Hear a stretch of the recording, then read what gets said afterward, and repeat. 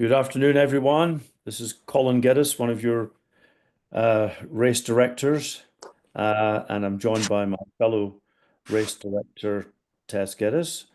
Hi there. Good afternoon, and we're just waiting for a few stragglers to come in, so let's just bear with us for another minute or two while we get a few people joining us from the waiting room.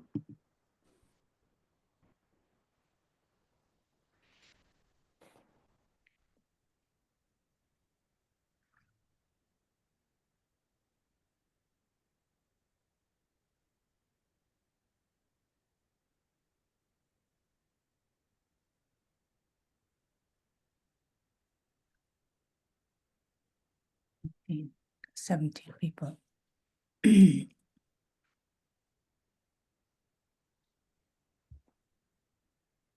Okay, I think we've got a good number to start with, and as people join us over the next few minutes, we'll just let them in.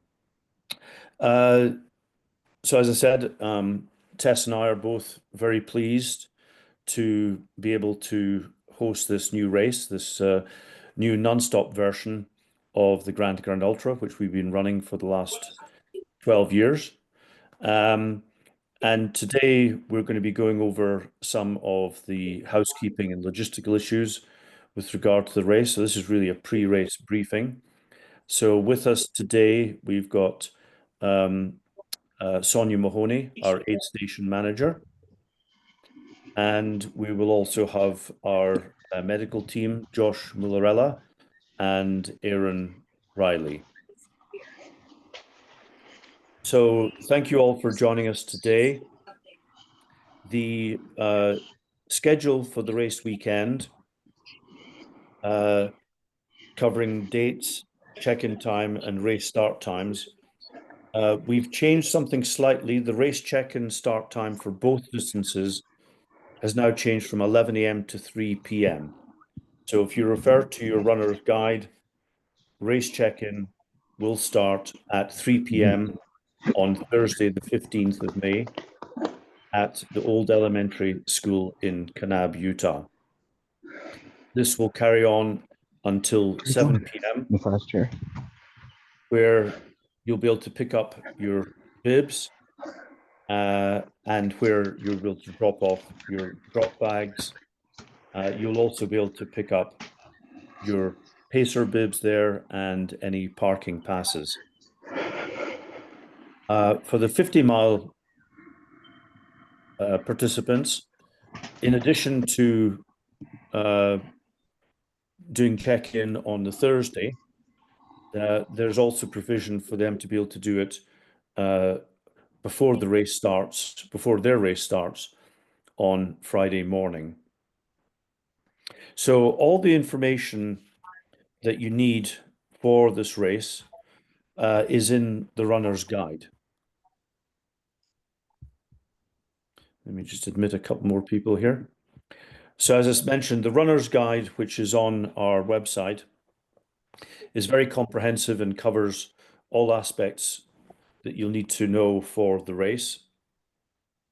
There have been a few minor changes to the course. So if you have downloaded the GPX file before the 27th of April, you will have to do it again.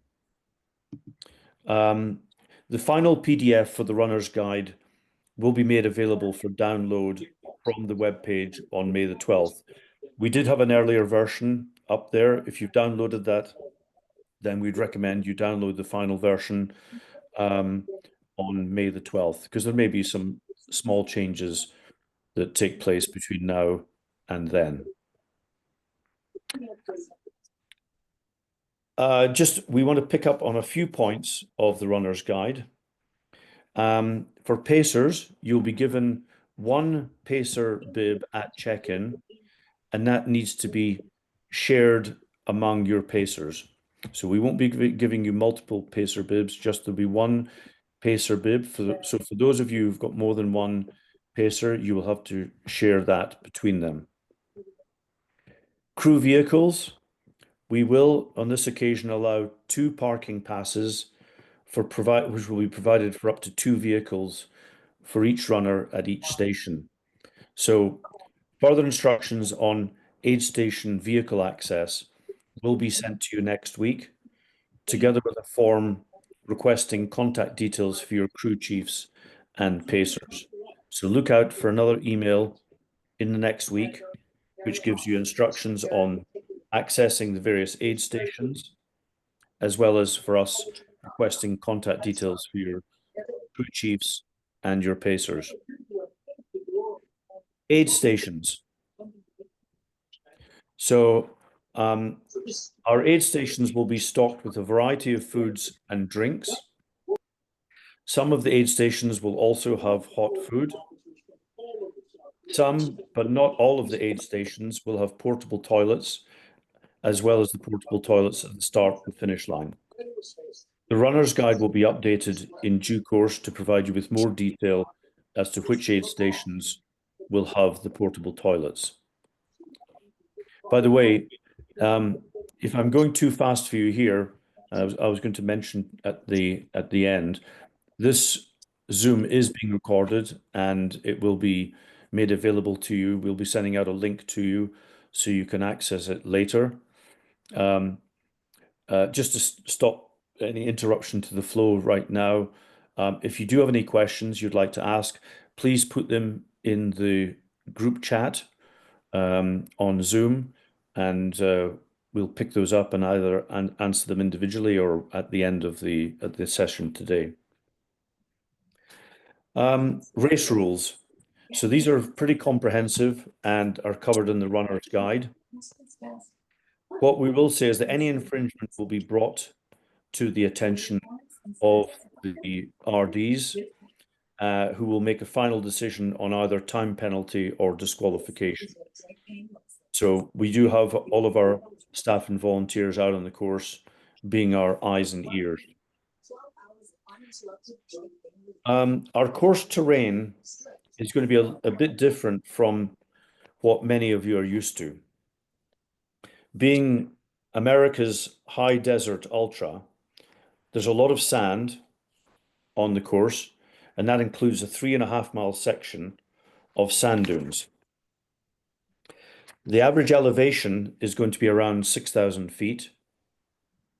And with the long range forecast suggesting a temperature range of highs of around 75 Fahrenheit and lows in the night of around 54 Fahrenheit, you can expect ideal desert climate conditions. But you never know, as we get closer to the actual race date, temperatures could rise, and during the night, temperatures could drop as well. But that's what it is looking almost perfect at this point. The course is mostly runnable. However, there are sections where you are likely to slow down with soft sand. So you've got to be able to pace yourself through those soft sand areas. The one advantage of running at this time of the year compared to our course Grand to Grand Ultra in September is that you've not had hot desert sun throughout the whole summer, which tends to make the sand softer. So at this time of the year, the sand tends to be a little bit firmer. As for marking, the course will be well marked with both day and reflective LED nighttime markers. Timing and tracking. We have employed a timing and tracking company, Brooksy, to provide timing and tracking services. There'll be an opportunity for your families and friends to track you through Brooksy's website, and a link to their webpage will be emailed to you all in advance of the race start. So they'll be able to see your progress and also be alerted to how you're doing. I'm here now if you want me to jump into that. Yeah, so Robert Bigelow from Brooksy's here. Robert, if you'd like to say a few words, please. Yes, happy to. If you let me share my screen, I have a little demo up that I'll show you guys and kind of run through a few things on tracking.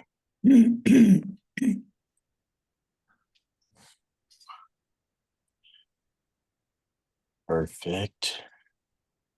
All right, can everybody see my screen? Yes. Okay, Yeah. so this is what the tracking page is going to look like. You'll all get your unique individual tracking pages sent out to you, but I'll give you a quick rundown of how it works. So the first thing you'll notice, this is all web-based, so nobody will need to download an app to follow the tracking. You guys can send this off to all your friends. Adding an athlete to track is as easy as typing in their last name or bib number. You'll be able to track all the athletes along the bottom here. You'll also be able to track groups. You can track like overall leaderboards and things like that to see how your runners are doing compared to everyone else in the field. A few things to notice about this tracking page. So we'll have timing devices throughout the course at aid stations. When you're following somebody, it's going to be a dotted black line until they hit an aid station. And that's just showing that it's a projection. So once they hit an aid station, this line will turn to a solid black line. So you know, like, hey, that's true data that they've made it there. And then once they continue on from the aid station, it'll continue to as a dotted black line until they hit another one of our timing checkpoints. You'll also be able to see like information for runners. You'll be able to see the split data as they start to cross checkpoints. You'll also be able to sign up for text alerts. So this is really great for team members that are going to be roaming around on course where reception is a little spotty and loading a web page might be more difficult. I would sign up for text alerts, and you'll get messages along the course as they hit different checkpoints. So you're able to follow along, even if you're not at a place with enough data to load a web page. If a runner DNFs, whether they drop out or they miss a course cutoff, they won't show up on this tracking page anymore, but you'll be able to click on the results link in the top right-hand corner. And it'll take you to the results page where you'll be able to see that they DNF'd. So that's how we broadcast that data.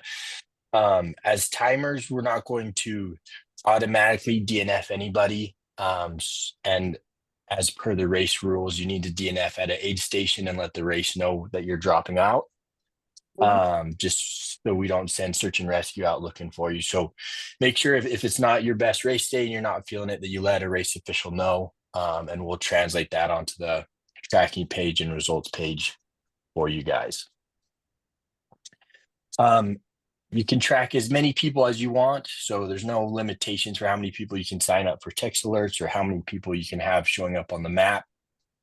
And then this will also save cookies. So if you accidentally exit out of the page or lose it, you'll come right back to the same people you were tracking before.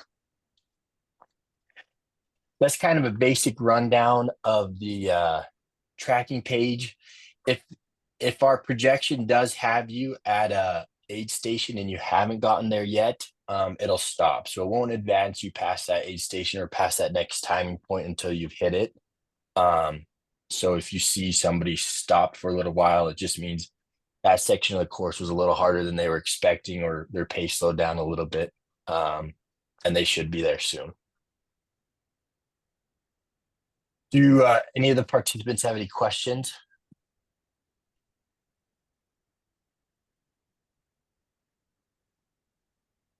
Okay, great. Well, we will have timers on site at this finish line. So if any of your crews have questions, we'll have a tent right by the finish line. So don't hesitate to stop by and chat with us, say hello, ask any questions. We'll also have a few devices there up and on the tracking page. So if you do have any issues following along, we have some devices you guys can use as well. So I've got a question. Yeah. So to access this website, it's going to be on the race page. Yeah, so it'll be on the race page, as well as we'll send you an email out the week of the race that is already following your specific bib number. Okay, thank you. So keep an eye out for an email, and it'll have a little breakdown of it, but you'll get your tracking link that way as well. Okay. Well, we're excited for this race. I know Colin and Tess and the team have put a lot of time into it, and it's going to be a great event. So we're excited to have all you guys out here for the inaugural year. Thanks, Robert. Thank you. Just to re-emphasize what Robert said there is, yes, please drop at the nearest aid station. And that goes for your pacers as well. So if for some reason they feel unwell or they've got injured, they should also drop at an aid station. That makes our lives an awful lot easier. We don't have to send out people looking for you. And of course, it's much easier access for your crew to pick you up from the right aid station. You'll see from the runner's guide that not every single aid station has crew vehicle access. So please familiarize yourself with the aid stations that you do have access to and where pacers can be dropped off and picked up. We've been getting a few questions in, Tess. Have you answered any of these, or? Well, I thought we'd go through the questions at the end once everything's done. Yeah, I'm seeing 2 questions so far. Okay. Well, let's start doing the Q&A now then. Okay. So yeah, regarding the course, I think I'm just going to grab a sample of our markers so then you see it. Just one sec. So we've got a very experienced course marking team while we wait for Tess to come back with some samples, who've been marking this course for over 12 years now. And we've had a lot of success with the marking materials. We use the pin flags, the flags, reflective material. And actually, 10 years ago, we actually manufactured our own LEDs that go on the night markers as well. So there's a lot of visibility throughout the course. We're very familiar with those areas where there's a cross-country element where in normal circumstances, markers could get hidden. So we tend to overmark those areas, or where there's a change of direction, we tend to overmark those areas as well. So what we do say to people is if you pass a part of the course and you don't see a marker for at least 200 yards, then please go back to the last place that you saw a marker. It means that you've taken your eye off the course, and then you'll once you find the old marker, you will then get back on course again. But please do not keep going down a path. It may seem like a path that's correct, but if you haven't seen a marker, then you're probably on the wrong course. Tess? Yeah, okay. So I've got an example. So the course will be marked with fluorescent pink ribbons with polka dots. So it's something like this. Okay. And they will be on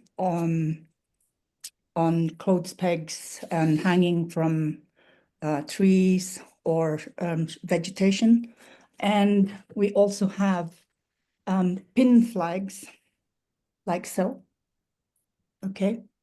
And during the night, these markers will be with fluorescent tape and or LED lights for night markers. Okay.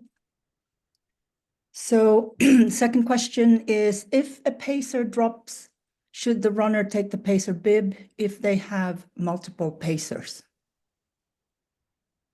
Answer is yes, yeah. Should take it to the next aid station, yeah. And the next opportunity when you then have your next pacer.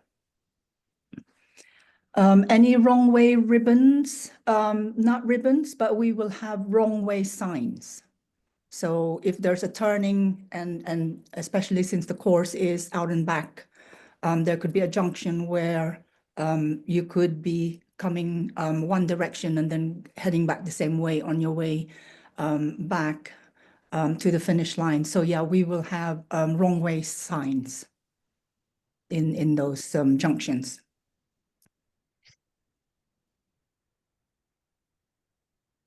Any more? Don't see any more. There was a question about emergency number, HQ emergency number. Yeah, we'll be sharing that with everyone. So look out for at least one more email communication between now and race day. Where on the website is the racer's guide? It's on the, okay, so if you go to the G2Gultra.com and then you click on the Utah 115 logo on the upper right-hand side corner, you will see, click on that. And then after about the race, you will see runners. It's called the runner's guide.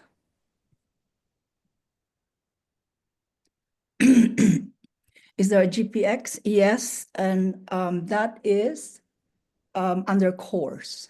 So you should check our website under Utah 115 menu. It's under course. And so you click on, if you go down the page, it'll say Utah 115 download from map. So if you click that link, the map will show up.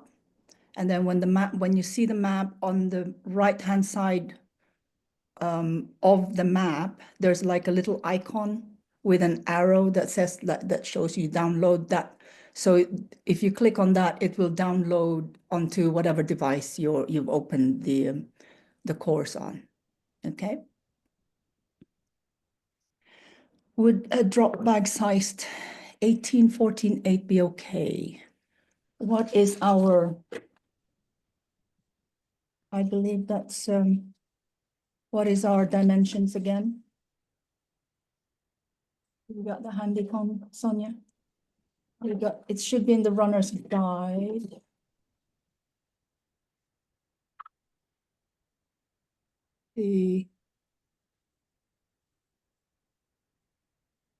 It's 12 by 20 by 12. Yeah, so that one's probably okay. 12 by 20, that should be fine. Yeah, so it's close.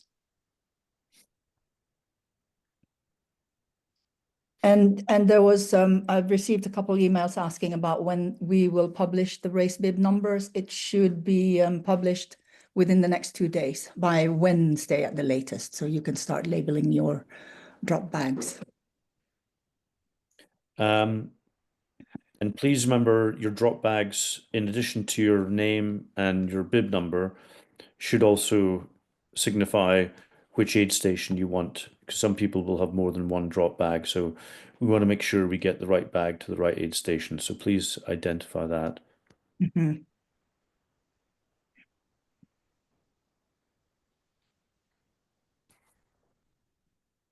So if you've got any other questions, because the runner's guide is about 14 pages long. We put a lot of thought into it. Any additional questions, please send them to info@g2gultra.com. I'll type it into the general chat here. And then we'll get a reply out to you. Mm-hmm.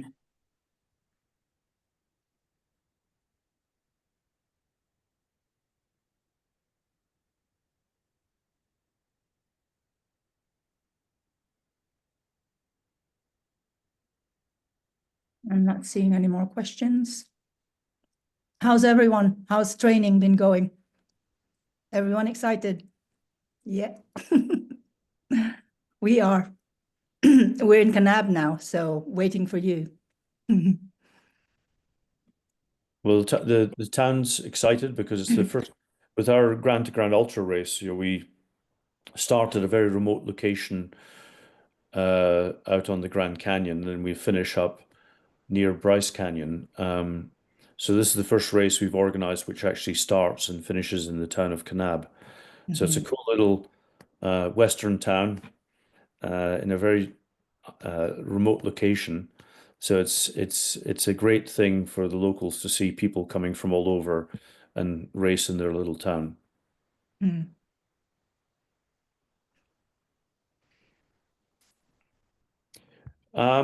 Well, if you don't have any other questions, I just put on there info@g2gultra.com. Please email if you've got any specific questions. We'll be doing a short race briefing before the race on race day. So we'll go over if there have been any changes since today. But otherwise, please read up on the runner's guide. All the answers should be in there for you now. And we look forward to answering any additional questions you've got and seeing you in Kanab on the 15th at Race Check-in. Yeah, we look forward to it, guys. Okay, well, in that case, I'll just bring the meeting to a close. We'll send out a message to you all with the link for this recording, and we'll see you in Kanab on the 15th. Thanks a Take lot. care, guys. Stay healthy. We'll see you soon.